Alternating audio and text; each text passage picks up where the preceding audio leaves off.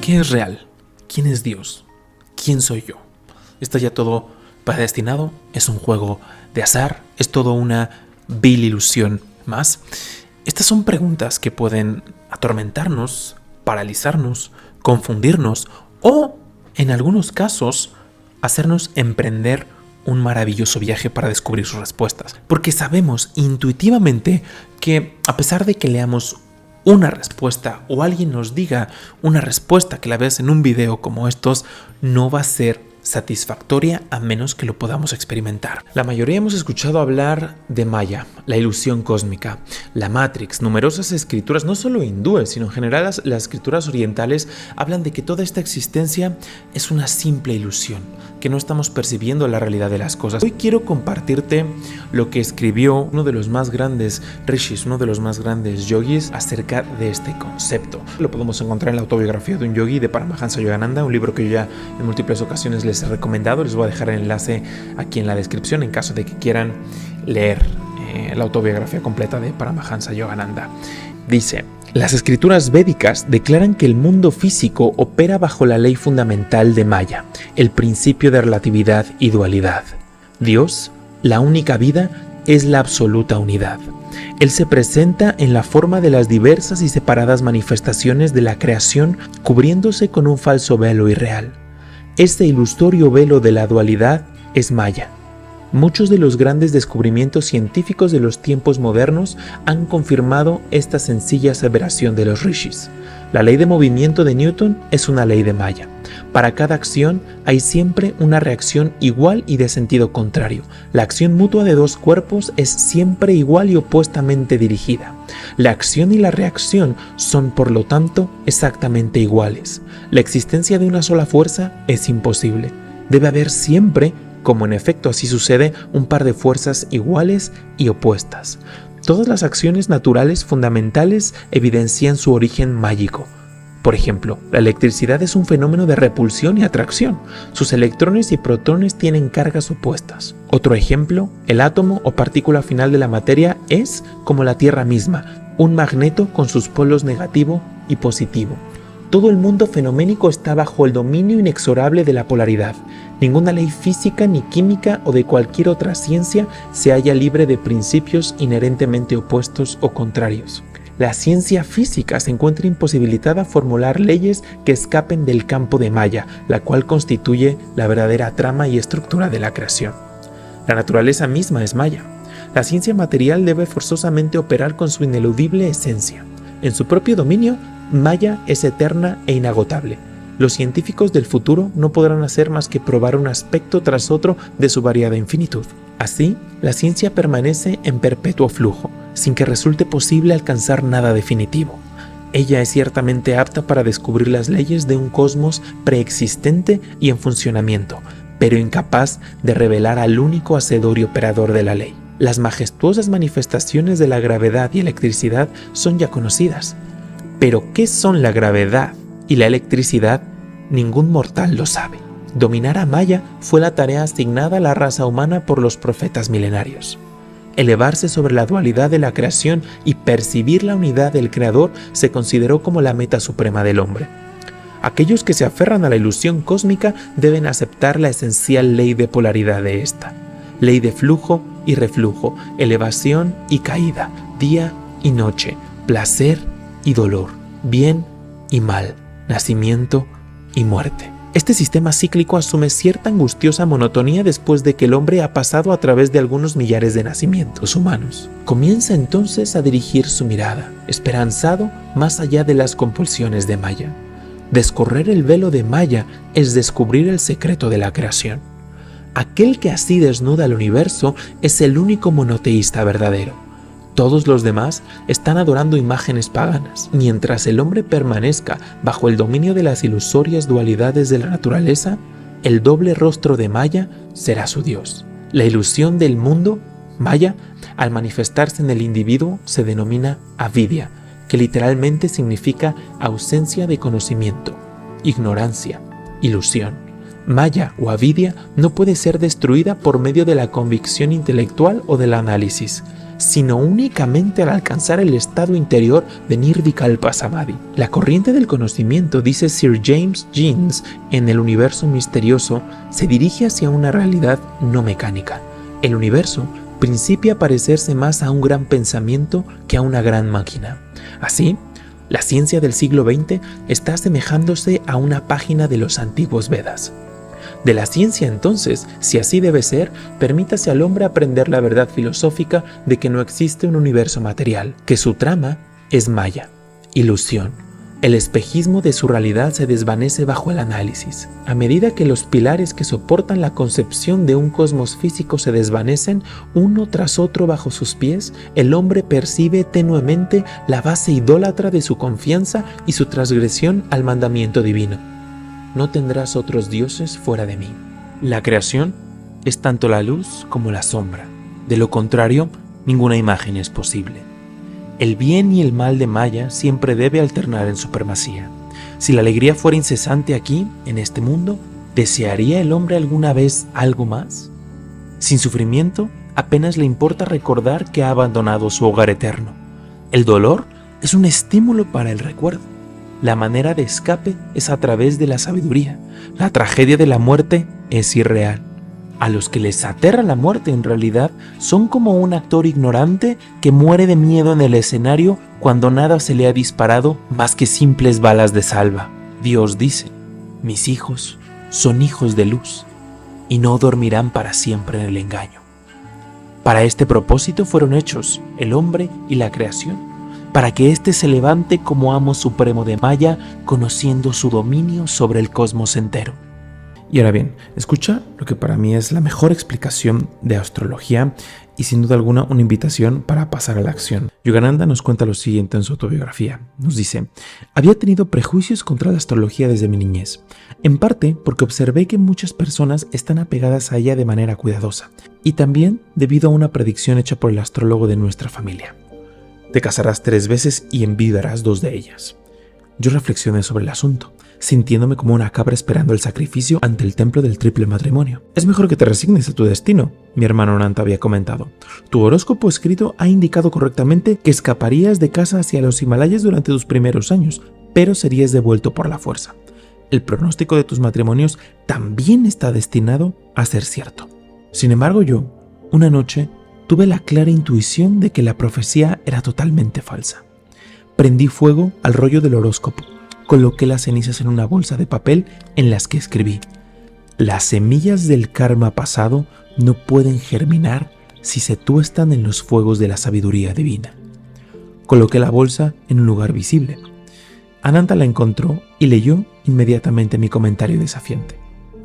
Tú no puedes destruir la verdad tan fácilmente como has quemado este rollo de papel. Mi hermano se rió con desdén. Es un hecho que en 3 ocasiones, antes de llegar a la edad adulta, mi familia trató de arreglar mi compromiso. Cada vez yo me negué a aceptar los planes, sabiendo que mi amor por Dios era más abrumador que cualquier persuasión astrológica del pasado.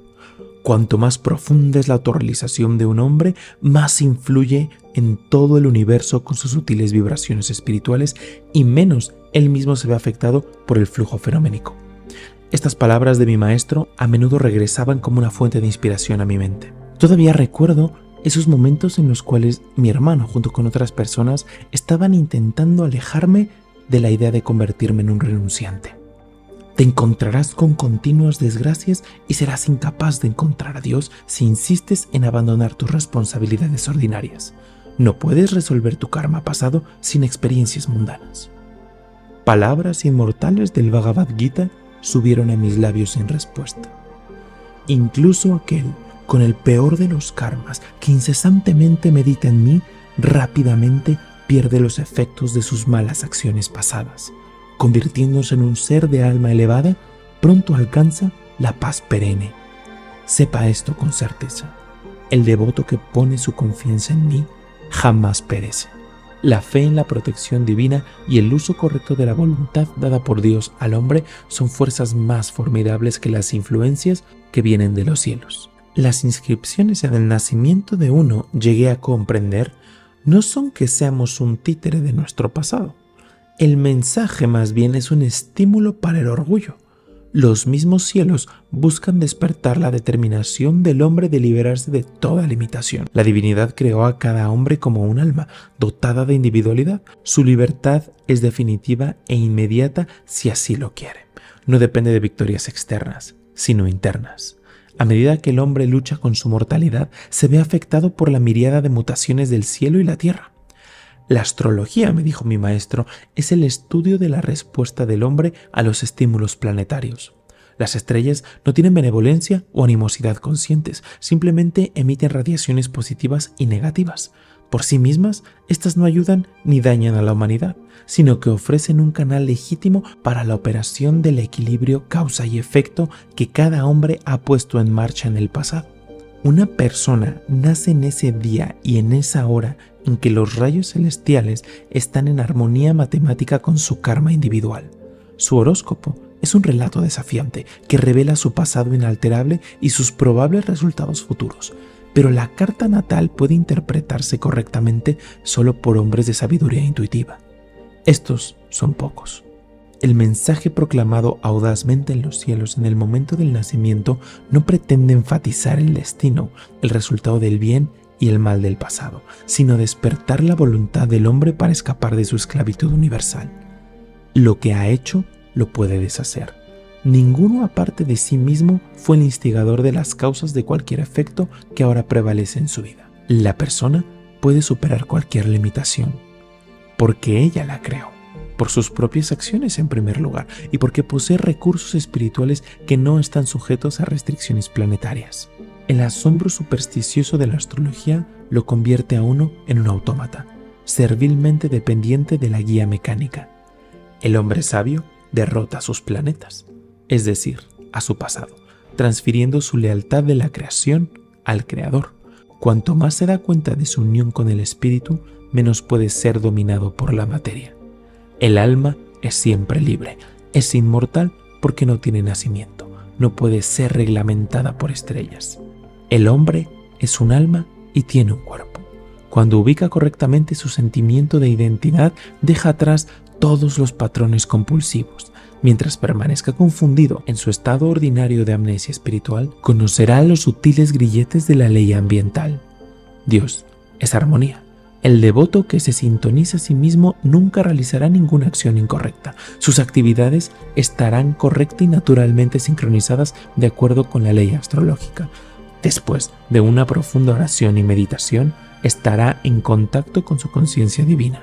No hay mayor poder que esa protección interior. En el sendero del yoga, cuando uno está meditando y demás, se dice que uno está trabajando para romper esos ciclos y esas influencias. Propiamente ya aquí hablando del karma, Paramahansa Yogananda le enseñó que es más la voluntad, que es más la parte espiritual la que se puede poner por encima de ese karma. No importa que el planeta te diga que no, no importa que ese astro te diga que no. Yogi, el practicante espiritual, se va entrenando y va adquiriendo maestría para trascender esos ciclos. El yoga, por ejemplo, la práctica de Raya Yoga, no las posturas, eso es simplemente la preparación, pero el yoga es entrenamiento que te ayuda a ti a trascender esa rueda cíclica de causa y efecto. El autodominio, todas las cualidades espirituales son herramientas. Hay gente que no nos gusta seguir cierto, por ejemplo, el comportamiento moral, los yamas y niyamas de Patanjali. Hay gente que dice, no, yo no voy a, ¿por qué voy a seguir eso? Si yo soy libre y demás. Dice, no somos sirvientes del comportamiento moral, no somos sirvientes de las reglas. Al seguirlas, somos sus maestros. Y seguir ese tipo de comportamientos son las herramientas más potentes para trascender esa rueda del karma, esa rueda de las experiencias que estamos teniendo ahorita que sembramos nosotros en el pasado. Podemos decir yo creo en esto, yo creo en aquello, pero Swami Sri Yukteswar decía puedes creer en la gravedad o no, pero aún así tus pies están firmemente atraídos al piso. Este yogi es una auténtica encarnación de la sabiduría práctica, sabiduría que transforma. Escucha esta historia. Habitualmente, mi maestro era gentil y amable con sus visitantes y les daba la bienvenida con una cordialidad encantadora, escribe Yogananda. Sin embargo, los ególatras inveterados sufrían invariablemente una enérgica sacudida. Estos encontraban en mi maestro una fría indiferencia o una formidable oposición. hielo o hierro. En cierta ocasión, un notable químico cruzó su espada con mi maestro. El visitante no admitía la existencia de Dios, ya que la ciencia no había encontrado ningún medio para descubrirlo. Así que usted ha fracasado inexplicablemente en aislar el poder supremo en sus tubos de ensayo. Mi maestro lo miró con severidad. Yo le recomiendo un experimento nuevo. Examine detenidamente sus pensamientos durante 24 horas. Ya no se asombrará más de la ausencia de Dios. Un conocido erudito recibió una sacudida similar. En su primera visita conmovió el ambiente mientras recitaba pasajes del Mahabharata y de los Upanishads. Estoy esperando oírle. El tono de voz de Sri Yukteswar era inquisitivo, como si todo el tiempo hubiera reinado un gran silencio. El Pandit estaba confundido. Sus citas han sido superabundantes. Las palabras de mi maestro despertaron mi hilaridad, en tanto me sentaba en un rincón a respetuosa distancia del visitante. Pero, ¿qué comentario original puede usted ofrecer desde el punto de vista de su propia vida? ¿Cuál texto sagrado ha absorbido usted y ha hecho suyo? ¿De qué forma estas antiguas verdades han renovado su naturaleza? ¿Se siente usted satisfecho con ser solo un gramófono viviente que repite de manera mecánica las palabras de otros hombres? Me doy por vencido. El desconcierto del erudito era manifestantemente cómico. No poseo percepción interior alguna. Por primera vez quizá el Pandit comprendió que la capacidad para discernir sobre la colocación de una coma no remedia un estado de coma espiritual. Estos vanidosos eruditos sin vida husmean la lámpara del saber ignorando sus preceptos, comentó mi gurú tras la partida del escarmentado visitante. Considerando la filosofía como un agradable deporte intelectual, no establecen relación alguna entre los elevados pensamientos de aquella y la áspera acción externa o la rigurosa disciplina interior. En otras ocasiones, mi maestro solía enfatizar la futilidad del conocimiento basado meramente en los libros. No confundáis el saber con la posesión de un amplio vocabulario, decía. La lectura de las Sagradas Escrituras es beneficiosa ya que estimula el deseo de alcanzar la percepción espiritual interior, siempre que se lea solo una estrofa a la vez, procurando asimilarla lentamente. De otro modo, es posible que un estudio intelectual constante no aporte sino vanidad, falsa satisfacción y un conocimiento mal asimilado. Sri Yukteswar relataba una de sus propias experiencias edificantes en el aprendizaje de las escrituras. La escena ocurría en una boscosa ermita del este de Bengala, en donde él observó la técnica de un renombrado educador llamado Darbu Balab. Su método, a la vez simple y difícil, era común en la antigua India. Darbu Balab había reunido a sus discípulos en las soledades selváticas. El sagrado Bhagavad Gita estaba abierto ante ellos. Concienzudamente leían un pasaje durante media hora y luego cerraban los ojos. Pasaba media hora más y el maestro hacía un comentario breve. Sin moverse, meditaban otra vez por una hora. Finalmente el gurú hablaba. ¿Han comprendido esta estrofa? Sí, señor, se aventuró a decir uno de los del grupo. No completamente. Busquen la vitalidad espiritual que ha dado a estas palabras el poder de rejuvenecer a la India siglo tras siglo. Otra hora pasó en silencio. El maestro despidió a sus visitantes y volviéndose a Sri Yukteswar le preguntó: ¿Conoce usted el Bhagavad Gita? No, señor, realmente no, aun cuando mis ojos y mi mente han recorrido sus páginas muchas veces. Cientos de personas me han contestado de una manera muy diferente. El gran sabio sonrió a mi maestro, bendiciéndole. Si uno dedica tiempo a hacer ostentación de su conocimiento de las escrituras, ¿qué tiempo queda para la silenciosa meditación interior que se sumerge profundamente y encuentra las insaciables perlas? Sri Yukteswar dirigía el estudio de sus discípulos por el mismo método de enfocar con intensidad la mente en un solo punto a la vez. La sabiduría no se asimila con los ojos, sino con los átomos, decía. Cuando la convicción de una verdad no esté únicamente en tu cerebro, sino en todo tu ser, entonces quizás podrás dar testimonio de su significado. Él solía disuadir a los discípulos de la tendencia a construirse un conocimiento bibliográfico como paso necesario para lograr la unión divina. Los rishis escribieron en una frase tan grandes profundidades que los comentaristas eruditos han estado ocupados en ellas durante generaciones, observaba. Las interminables controversias literarias son para las mentes perezosas. ¿Qué pensamiento hay más liberador que Dios es? O simplemente Dios. Pero el hombre no regresa con facilidad a la sencillez. Para un intelectual raramente Dios es suficiente. Requiere más bien de un conjunto de pomposos postulados y su ego que se deleita ante su capacidad de capturar semejante erudición. Las personas orgullosamente conscientes de su riqueza o posición en el mundo se veían obligadas, en presencia de mi maestro, a agregar la humildad a sus demás posesiones. Un magistrado de la localidad llegó una vez para una entrevista con mi maestro a su ermita cercana al mar, en Puri. El hombre tenía fama de despiadado y podía, si lo deseaba, privarnos de nuestro ashram. Hice ver a mi maestro esta posibilidad, pero él permaneció sentado con un aire indiferente y ni siquiera se levantó para saludar al visitante.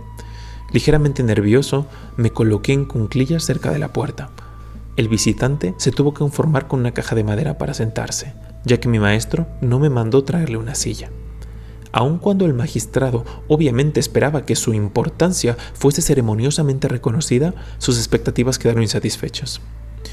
Principió una discusión metafísica. El huésped confuso erró en sus interpretaciones de las escrituras. Al fallar su exactitud, se despertó su ira. ¿Sabe usted que yo logré el primer lugar en los exámenes para obtener la licenciatura en letras? La razón le había abandonado por completo, pero aún podía gritar. Señor magistrado, ¿olvida usted que esta no es su sala de corte?, replicó mi maestro. Por sus infantiles observaciones, uno pensaría que su carrera en la universidad no fue notable. Un grado universitario, en todo caso, no está relacionado con la percepción interior védica. Los santos no se producen a montones cada semestre como los tenedores de libros. Después de un silencio abrumador, el visitante soltó una sincera carcajada y dijo humildemente: «Este es mi primer encuentro con un magistrado celestial». Luego hizo una súplica formal envuelta y saturada en los términos legales que eran parte de su manera de ser para ser aceptado como un discípulo a prueba. En varias ocasiones, Sri Yukteswar, al igual que lo hiciera Lahiri Mahashaya, desalentó a todos los devotos que deseaban ingresar a la orden de los swamis y que no se encontraban realmente preparados para adoptar ese tipo de vida. Quienes visten la túnica ocre, pero carecen de la correspondiente unidad con Dios, son causa de confusión para la sociedad, solían decir ambos maestros. Desentiéndete de los símbolos externos de la renunciación, los cuales podrían perjudicarte al producir en ti un falso orgullo. Lo único que importa en realidad es que estés progresando espiritualmente cada día y en forma constante. Y Kriya Yoga es el método para lograrlo. Guruji, le dije a mi maestro, le ruego me permita marcharme al Himalaya. Espero adquirir en medio de la soledad imperturbable una comunión divina ininterrumpida. Acometido por una de esas invisibles ilusiones que ocasionalmente asaltan al devoto y sintiendo una creciente impaciencia con respecto a mis deberes cotidianos en la ermita y mis estudios universitarios, dirigí cierta vez estas ingratas palabras a mi maestro. Yo llevaba 6 meses de estar con él y aún no había comprendido la grandeza de su estatura espiritual. Muchos montañeses viven en las laderas del Himalaya y sin embargo no tienen ninguna percepción de Dios. La contestación de mi maestro fue lenta y sencilla. La sabiduría se busca mejor mediante el contacto con un hombre que posee la unión con Dios que por medio de una inerte montaña. Pasando por alto la clara insinuación de mi maestro de que él y no una montaña era mi instructor, volví a repetir mi súplica. Sri Yukteswar no me dio ninguna contestación y yo tomé su silencio como un tácito consentimiento. Interpretación precaria pero conveniente. Antes de partir a los Himalayas, esperaba silenciar mi conciencia obteniendo la aprobación de otro santo, conocido como el santo que no duerme, de nombre Ram Gopal. Este rishi era famoso por pasar horas e incluso días en meditación profunda. Mi sendero me llevó a Tarakeshwar. Ahí me aproximé a un famoso santuario que los hindúes veneran y consideran sumamente sagrado. Innumerables milagros han ocurrido en Tarakeshwar, incluyendo entre ellos uno que le sucedió a un miembro de mi familia. Entré a la capilla del santuario de Tarakeshwar. El altar no contiene nada más que una piedra redonda. Su circunferencia, sin principio y sin fin, es un significativo símbolo del infinito. En la India, las abstracciones cósmicas no son difíciles de comprender ni siquiera para los iletrados campesinos. De hecho, los occidentales los han acusado a veces de vivir de puras abstracciones. Mi actitud en aquel instante era tan austera que no me sentí inclinado a reverenciar el símbolo de la piedra. Dios debe buscarse, pensé, únicamente dentro del alma. Abandoné el templo sin hacer siquiera una reverencia. Caminé apresuradamente hacia el lejano pueblo de Ranjbatpur. Sin saber qué camino debía tomar, solicité la orientación a un transento, quien se sumergió en una prolongada reflexión. Cuando llegue usted a la encrucijada de un camino, tome a su derecha y siga caminando, dijo por fin con aire de oráculo. Después de un largo, muy largo tiempo andando, continuaba siendo un interminable campo de arroz. El calor que caía de un cielo inclemente me iba aproximando a un inevitable colapso. A lo lejos vi venir a un hombre de aspecto y paso mesurados. El caminante se detuvo a mi lado. Era bajo y delgado, de apariencia física poco destacable, con excepción de unos extraordinarios ojos oscuros y penetrantes. Había pensado abandonar Ranjbatpur, pero el objeto de tu visita es bueno y decidí esperarte. Tronando sus dedos en mi sorprendida cara me dijo: ¿no eres lo suficiente listo para darte cuenta de que sin previo anuncio tú no podrías encontrarme? Ese profesor Behari no tenía ningún derecho a darte mi dirección. Considerando que una presentación de mi persona habría sido simple verbosidad en presencia de tal maestro, permanecí callado, un tanto resentido por la recepción que me daba. Su siguiente observación la hizo bruscamente. Dime, ¿dónde crees tú que está Dios? ¿Cómo? Él está dentro de mí y está en todas partes. Sin duda me veía yo tan aturdido como me sentía. Todo lo penetra, dijo el santo riendo entre dientes. Entonces, ¿por qué, pequeño señor, no reverenciaste al infinito en el símbolo de piedra que viste ayer en el templo de Tarakeshwar? Tu orgullo ha sido castigado por el caminante que te indicó una dirección equivocada y hoy has tenido un día bastante desagradable. De todo corazón estuve de acuerdo, maravillosamente sorprendido de que un ojo omnisciente se ocultara tras un cuerpo tan insignificante como el que se hallaba ante mí. El devoto se inclina a creer que su sendero hacia Dios es el único, dijo. El yoga, a través del cual podemos encontrar a la divinidad en nuestro interior, es indudablemente un sendero muy elevado. Pero al descubrir al Señor en nosotros, pronto le percibimos en el exterior. Los santuarios de Tarakeshwar y los de cualquier otra parte son justamente venerados como núcleos de poder espiritual. La actitud censora del santo se desvaneció. Sus ojos se suavizaron compasivamente y me dio unos golpecitos en el hombro. Joven yogi, ya veo que estás huyendo de tu maestro. Él tiene todo lo que tú necesitas. Debes regresar a él. Las montañas no pueden ser tu gurú. Ram Gopal repetía el mismo pensamiento que mi maestro, Swami Sri Yukteswar, había expresado 2 días antes. Los maestros no están bajo ninguna compulsión cósmica que limite su residencia a las montañas exclusivamente. Mi acompañante me miró con cierta ironía. El Himalaya de la India y del Tíbet no tiene ningún monopolio sobre los santos. Lo que uno no se preocupe de hallar en su interior, no podrá descubrirlo transportando el cuerpo de un lugar a otro. Tan pronto como el devoto está dispuesto a ir hasta el fin del mundo en busca de la iluminación espiritual, su gurú aparece cerca. Yo asentía en silencio, recordando mi plegaria en la ermita de Benares, seguida por el encuentro con mi gran maestro. Pequeño señor, ¿puedes disponer de una pequeña habitación en donde te sea posible cerrar la puerta y estar a solas? Sí, sí puedo. Esa es tu cueva. El yogi me dirigió una iluminadora mirada que nunca he olvidado. Esa es tu montaña sagrada.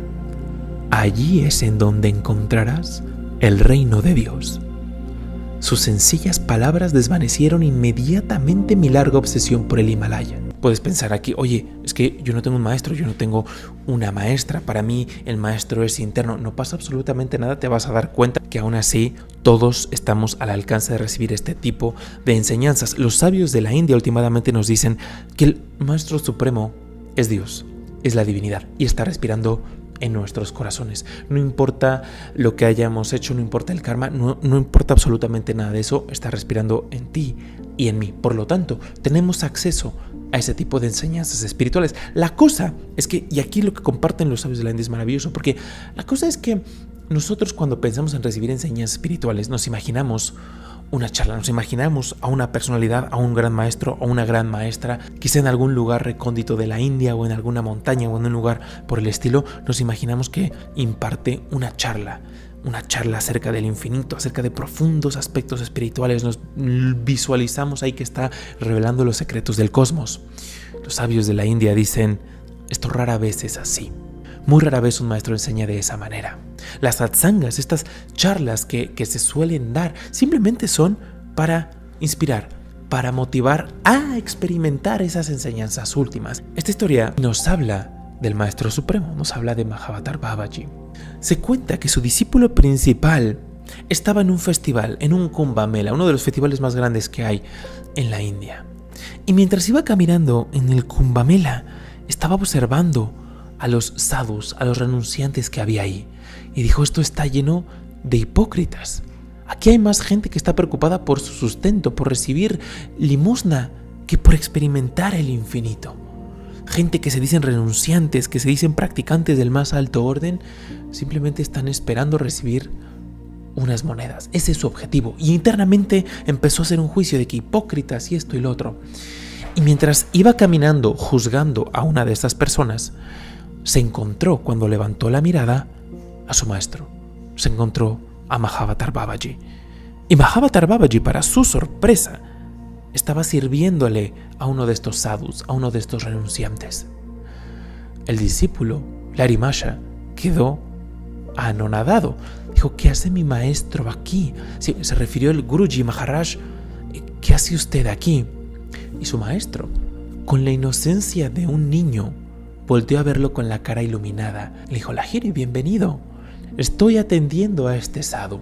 Voy a terminar de limpiar su espacio y después procederé a lavar sus utensilios de comida. Y el discípulo internamente se preguntaba, ¿por qué hace esto? Y el maestro, como si fuera un niño, como si fuera un pequeñito. Imagínate a un maestro del más alto orden, como un pequeñito sirviéndole a un sadhu, a un renunciante juzgado, probablemente con razón, como un ignorante, como un hipócrita y demás. El maestro, la estatura del maestro, sirviéndole. Y le dice a su discípulo, en este servicio, sirviéndole a este sadhu, porque estaba inclinado al sadhu, sirviéndole a este sadhu, estoy aprendiendo, yo, maestro, estoy aprendiendo una de las cualidades espirituales más elevadas, la humildad. Así es como enseña un ser supremo. Ese maestro no tiene nada que aprender, está enseñando, pero date cuenta del paquete de la enseñanza. Está diciendo entre líneas, yo soy un maestro, no me hace falta absolutamente nada, soy uno con el cosmos. Sin embargo, no te estoy hablando a ti, discípulo, desde ese estado. Te estoy enseñando la forma virtuosa de actuar. A pesar de yo ser uno con el amo del cosmos, estoy sirviéndole al que tú, discípulo, estás ninguneando y estás haciendo menos.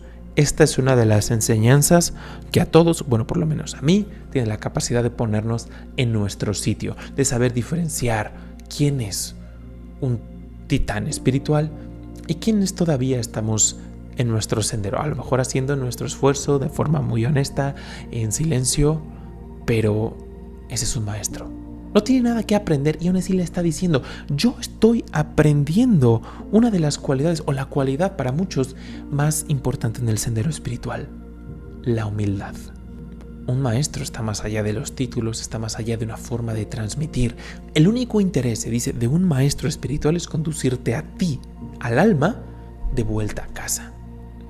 Y enseña de estas formas. La mayoría, si tienes la oportunidad de escuchar a discípulos directos de algún maestro, te vas a dar cuenta que rara vez ese maestro se sentaba a darles una charla. Era todo a través de experiencias. Contamos la historia de Milarepa. Si no la has visto, te la recomiendo mucho, la vas a tener en la descripción, porque vimos cómo Milarepa pasaron años en distintas versiones, a las 6 o un periodo de 12, 13 años, que pasó sin recibir nada, ni una palabra de temas espirituales. Todo fue trabajo, trabajo y más trabajo, porque para su caso específico lo que él necesitaba era eso, purificarse a través de acciones. Una vez pasó este periodo de tiempo, su maestro lo inicia, ahora sí en una práctica, y en un periodo muy cortito empieza a experimentar.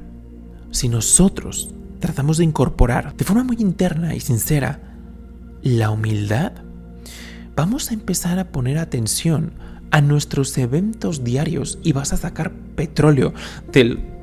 No puedo estresar este tema lo suficiente porque ha sido el caso para mí. Estoy convencido de que puede ser también para ti, de que en tu día a día, por más mundanas que sean tus actividades, por más como las quieras juzgar, puedes extraer petróleo y te vas a dar cuenta de la mano de la divinidad cómo te está enseñando si tan solo decides crear un espacio.